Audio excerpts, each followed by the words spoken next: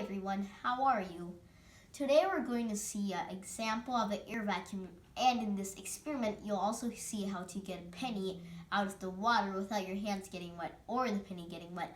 So for this experiment, you'll need a matchbox, an eraser with matchsticks poked on it, a plate, a glass container or cup, a penny, any coin, and colored water or normal water. So let's start the experiment. First, we're going to put the eraser with matches on it inside the plate. Then we're going to pour the water. Then we're going to put the penny inside. Then we're going to pour the water.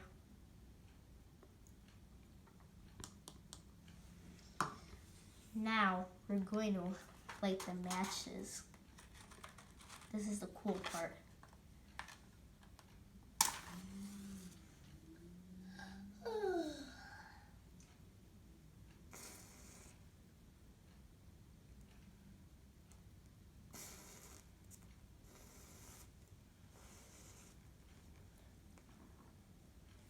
Yep, and then gently blow it out.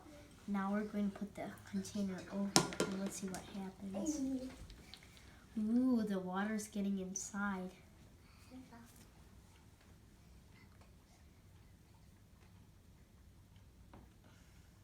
And the container is getting blacker. And it's still sucking the water up. Let's wait until it sucks off the water up and the bubbles stop blowing.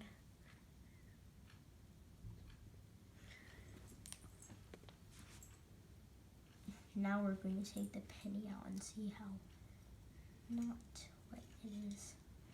So this is how my penny looks. It's super good and it's super cool because the penny isn't even wet, as you can see. So how this happened is the fire inside the container consumes off the oxygen inside the container, which leaves a vacuum. Then the vacuum eventually sucks up off the water on the plate. So this is how it happened.